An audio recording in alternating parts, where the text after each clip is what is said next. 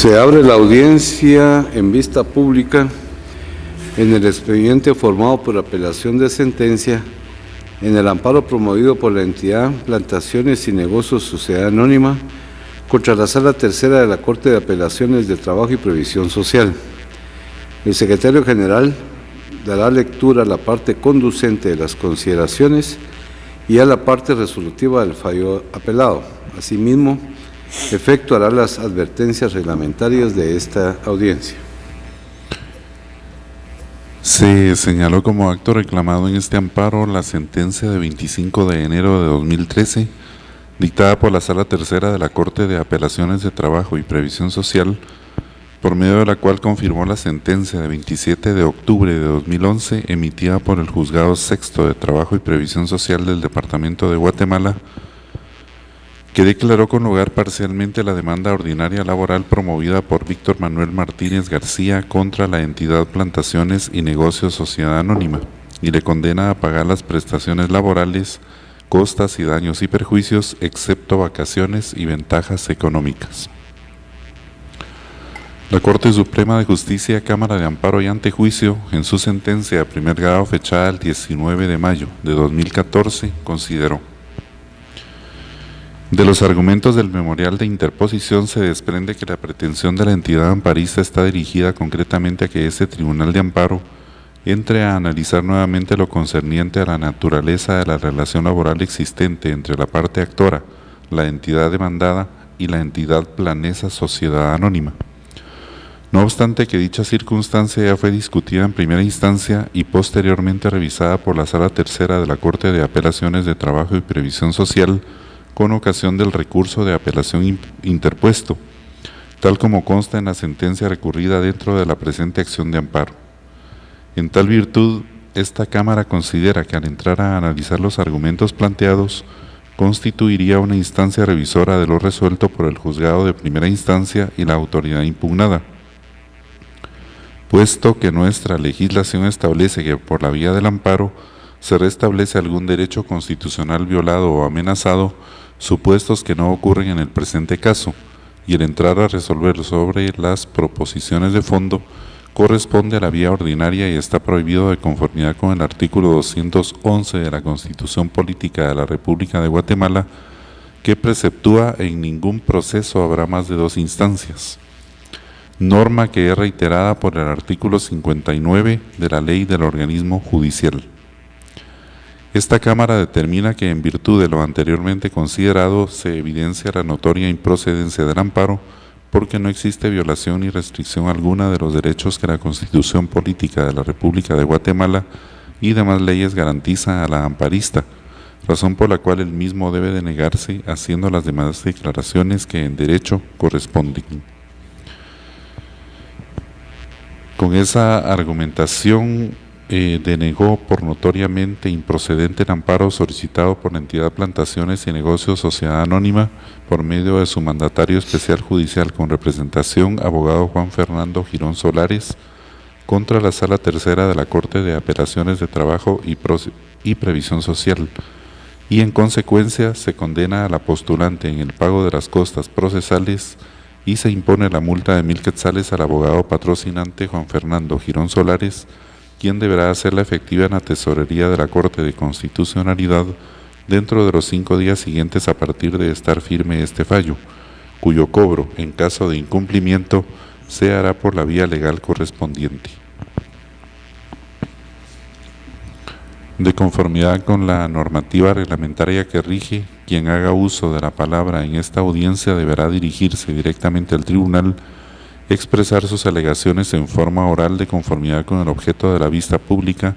establecido en el artículo 61 de estas disposiciones reglamentarias y no dar lectura a ningún documento salvo que para ello cuente con autorización previa del señor presidente.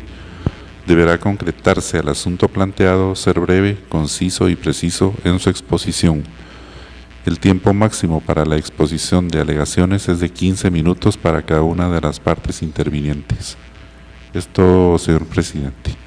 Voy a hacer uso de la palabra el abogado Juan Fernando Girón Solares en representación de la solicitante del amparo y requerente de esta vista pública.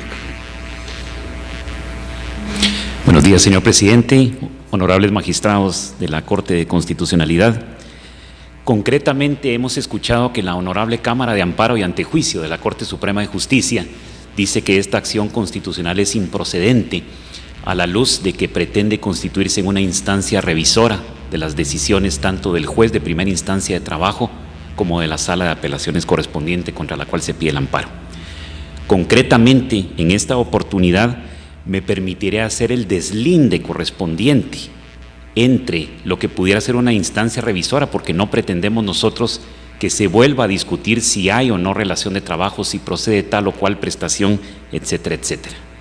Pero en este caso en concreto y en particular, contrario a lo que afirma, con el debido respeto, la Honorable Cámara de Amparo y Antejuicio de la Corte Suprema de Justicia, sí existió una errónea aplicación de la ley por parte de la Honorable Sala Tercera de la Corte de Apelaciones de Trabajo y Previsión Social.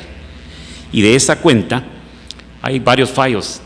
emanados por esta Honorable Corte, que únicamente me permitiré leer el número, no estaré dando lectura al mismo, pero los expedientes 191-2004, 1811-2004 y 2450-2006 son todos contestes, como los señores magistrados pueden determinarlo, en cuanto a que ese principio de inversión de la carga de la prueba en materia laboral no debe entenderse por absoluto. Es decir, no todos los hechos sujetos a prueba deben de recaer sobre la parte demandada dentro del proceso ordinario laboral. En este caso, como sucede con mi representada, que fue precisamente la parte a quien se le imputó la calidad de patrono sin que en realidad haya existido tal relación laboral. Ahora, concreta y puntualmente, estos tres fallos de la Honorable Corte de Constitucionalidad nos dicen lo siguiente. En primer lugar, que la persona que demanda está obligada a probar la existencia de la relación de trabajo. Y en segundo lugar, que lo que se conoce como el sobresueldo o cualquier prestación que reciba la persona que está reclamando sus derechos también debe ser probada por parte del actor. Habida cuenta de esas circunstancias, honorables magistrados, este artículo que es básico para entender este amparo, que es el artículo 344 del Código de Trabajo, nos dice categórica y específicamente, 1, que las pruebas tienen que ser ofrecidas por los sujetos procesales, naturalmente deben de ser diligenciadas dentro del momento procesal oportuno y por supuesto que una prueba que no haya sido propuesta por cualquiera que sea su naturaleza por las partes, ni muchísimo menos diligenciada, puede ser tenida como tal. Y concretamente me llama poderosamente la atención porque en este caso, como ustedes fácilmente pueden percatarse, el amparo sí debe otorgarse y solicitamos que se nos otorgue porque hay una violación al debido proceso a la luz de que el juez de primera instancia de Trabajo y Previsión Social, léase el juez sexto de primera instancia de Trabajo y Previsión Social, está teniendo como prueba en este caso una certificación del Registro General de la Propiedad que, como ustedes podrán percatarse, nunca fue ofrecida como prueba y mucho menos fue diligenciada dentro del proceso. Entonces, las reglas del juego dentro del proceso ordinario laboral y con el respeto del caso hacia sus señorías que nos da el 344, el artículo 344 del Código de Trabajo son claras. Solo se pueden tener como pruebas aquellas que específicamente han sido diligenciadas. Pero en este caso, de manera inexplicable, el juez de primera instancia recibe fuera de tiempo, sin contexto y sin proseguir con el procedimiento probatorio que implica el ofrecimiento, la valoración, la proposición, el ofrecimiento, la proposición, el diligenciamiento y la valoración, y tiene como prueba y por acreditada en base a una certificación del registro de la propiedad que ni siquiera se menciona dentro de las pruebas que están diligenciadas en el proceso, ni mucho menos ofrecidas por las partes. Entonces, a la luz de esa circunstancia, cuando esa prueba el juez la determina como toral, como fundamental, y en base a ello establece que hay una relación laboral con base en una certificación registral acerca de la propiedad de un inmueble, definitivamente ahí tiene que entrañarse una violación al debido proceso. Este es un argumento y un elemento de agravio que se le evidencia a la Sala Tercera de la Corte de Apelaciones, pero simplemente la Sala hace oídos sordos con el respeto del caso y más bien pareciera, también con el respeto y la propiedad del caso, honorables magistrados, como que se quiere hacer ahínco en que dicha prueba, a pesar de la ilegalidad de que no fue ofrecida y mucho menos diligenciada, de todas formas la Sala confirma el fallo correspondiente denotando con eso que hay una ilegalidad en la producción de la prueba. Y ese es uno de los elementos torales por los cuales se solicita nuestro amparo. Llama también poderosamente la atención que, siendo evidente esta violación al debido proceso, naturalmente al derecho de igualdad y al derecho de defensa que garantiza la Constitución Política de la República en favor de mi representada, la Corte Suprema de Justicia, cuando deniega este amparo, insiste en el tema en que se pretende una instancia revisora y al mismo tiempo que debimos, como parte actora, haber impugnado por los medios legales la producción de esa prueba ilegal durante el transcurso del proceso o en su momento procesal. Honorables magistrados, como ustedes comprenderán, el momento procesal oportuno es precisamente al apelar la sentencia de primer grado, porque no es posible que una prueba que no se diligenció y que el juez la tiene como toral, como fundamental, pues estricta y específicamente salga a la palestra y salga a la luz hasta el momento en que se emite, se dicta la sentencia. Por eso llama poderosamente la atención, y con el respeto del caso, insisto, que la Honorable Corte Suprema de Justicia diga que en este caso concreto pareciera que es extemporánea la impugnación o la invocación de la violación a los derechos constitucionales de mi representada, cuando definitivamente es en esta instancia, es decir, en la apelación, que la sala que conoce en grado debió de haber corregido esta anomalía, y al corregirla, pues debió haber declarado procedente el recurso de apelación, pero simplemente en el momento en que no procede a acoger la apelación, está convalidando esta notoria, no solamente violación a la ley, y que entraña, por supuesto, violación a los derechos constitucionales. Al mismo tiempo, honorables magistrados, otro de los elementos que denotan que en este caso sí merece el otorgamiento de la protección constitucional es que el juez de primera instancia de trabajo, el juez sexto, y luego la sala tercera de la Corte de Apelaciones de Trabajo, al convalidar este fallo, pues básicamente están utilizando como elemento de prueba también una presunción legal que no está contemplada dentro del Código de Trabajo. Y la citaré muy brevemente, señor presidente y honorables magistrados. Es la presunción legal que está contenida en el artículo 659 del Código Civil. Y dice brevemente, la interpretación que el juez le da es que ese derecho real, como un derecho inherente al propietario por accesión, es decir, lo que se adhiere a su propiedad, regula que todo lo que se adhiere a él se considera hecho a sus expensas.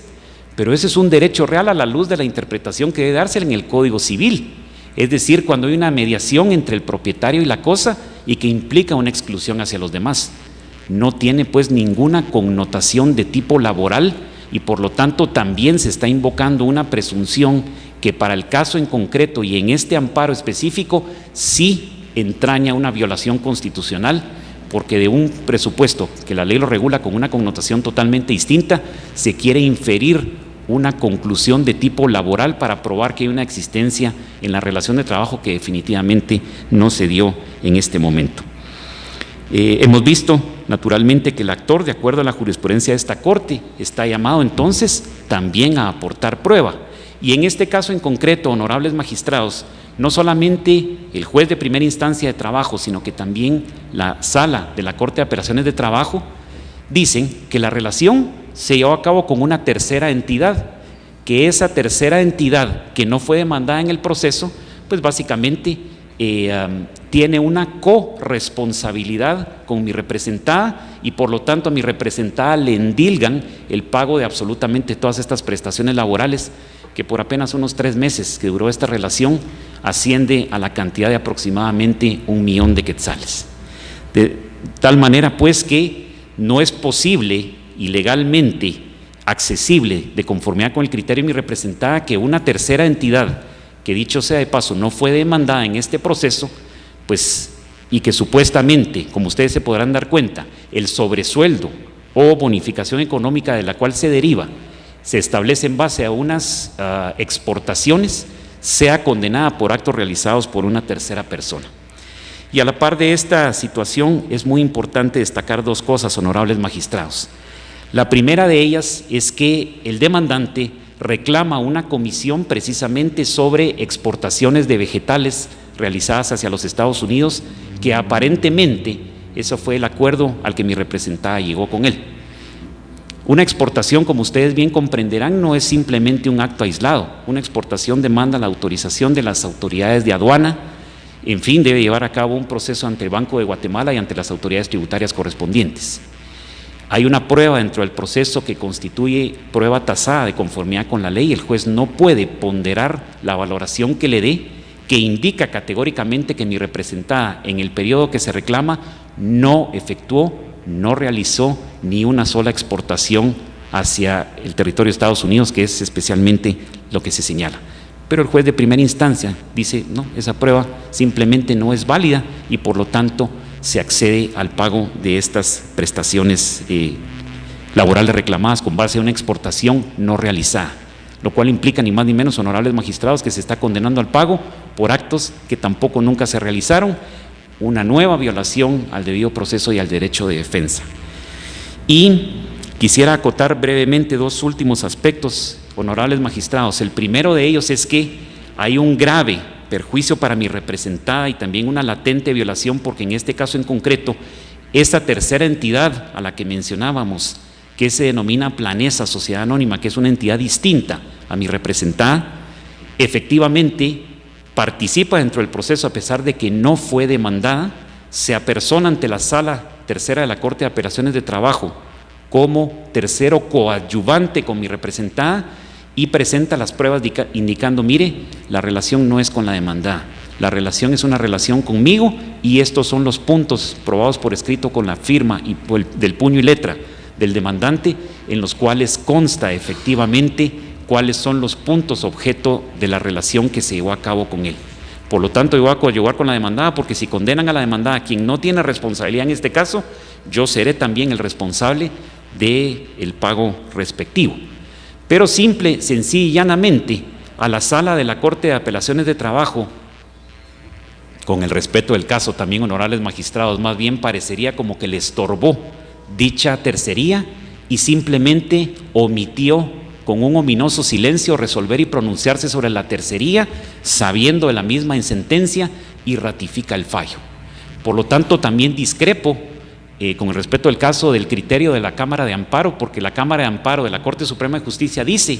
que solamente a esa entidad corresponde ejercitar tales derechos. Sí, si fuera una tercería excluyente, pero siendo coadyuvante a mí me afecta, porque la persona que se está presentando a indicar la realidad de los hechos simplemente se le hace lado, porque pareciera, como se indica, que eso no se acomoda al fallo para poder ratificarlo. Y así podríamos mencionar, por razones del tiempo, una serie de arbitrariedades más que se han dado en este caso, como el hecho de que el juez de primera instancia de trabajo, en auto para mejor fallar, suple una deficiencia de prueba de parte del demandante, porque había unos documentos extendidos en idioma extranjero, es decir, en idioma inglés, y había un incidente de impugnación de documentos presentado por el suscrito, en el cual se declara que esos documentos sí son prueba y deben de tenerse como tal, estando aún extendidos en idioma inglés, que era el objeto de mi impugnación. Sin embargo, se mandan con esos antecedentes. Hay una contradicción en los fallos, porque en auto para mejor fallar pareciera ser que nuevamente se acomoda la figura para poder acceder a la pretensión del demandante. Honorables magistrados, concluyo porque el tiempo se me ha agotado, indicando dos aspectos. La protección constitucional que pedimos en este caso queda evidenciada por las latentes violaciones al debido proceso que en este caso he puesto de relieve y que se han dado y que no implican una instancia revisora. Y con la venia del señor presidente, solo quisiera solicitar su autorización de 20 segundos para leer un fragmento del fallo del expediente 809-2000 de un amparo instancial de esta Corte. Gracias, señor presidente. Esta Corte ha sostenido en otras oportunidades que aquí opera una de las posibilidades reparadoras del amparo, en tanto se incurra en violación del deber de garantizar a los habitantes de seguridad y la seguridad y la justicia ordenadas por el artículo 2 de la Constitución, y a la obligación de los tribunales de impartir justicia de conformidad con esta y las leyes establecidas en el artículo 203. Por lo tanto, solicitamos que la sentencia dictada por la Cámara de Amparo y Antejuicio sea revocada y el amparo se nos otorgue, siendo evidente que sí amerita la protección constitucional, porque, insisto, no se vale que utilicen pruebas no diligenciadas para condenar a mi representada. Muchísimas gracias, honorables magistrados, señor presidente. Puede hacer uso de la palabra la agente fiscal, abogada Ethel Judí Rodas Morales del Ministerio Público. Buenos días, honorables magistrados, personas presentes. Esta Fiscalía comparte el criterio de la Corte Suprema de Justicia, Cámara Penal y Cámara de Amparos y Antejuicio, en el sentido que en el caso concreto no ha existido una errónea interpretación de las normas. Específicamente, la jurisdicción ordinaria se basó en un principio del cual ha hecho referencia esta honorable Corte, que es el principio de la supremacía de la realidad al momento de valorar pruebas. En el presente caso, el amparista manifiesta que no tuvo una relación laboral con el trabajador, argumentando que la contratación fue con otra empresa. Se ha dado una constante por parte de las empresas de contratar personas y que la contratación salga a nombre de otra empresa, pero presta los servicios a otra. En el presente caso, a los juzgados de trabajo les corresponde establecer a qué empresa es la que prestaban el servicio, situación que se estableció en el juicio respectivo, determinándose que la relación laboral era con la parte demandada. Y al haberse establecido tal situación, también la parte demandada pues no demostró la causa justa del despido. Si bien hace referencia que esta Corte ha indicado que hay ciertos casos en donde la carga de la prueba no corresponde solamente al patrono, en el caso de despido sí corresponde al patrono demostrar las causales. Por tal razón, se comparte el criterio de la Corte Suprema de Justicia, Cámara de Amparos, en el sentido de que la Sala sí efectuó una correcta interpretación de las normas laborales, por lo que se solicita que se declare sin lugar el recurso de apelación, se confirme la sentencia impugnada y se deniegue la acción de amparo promovida. Se clausura la audiencia vista pública.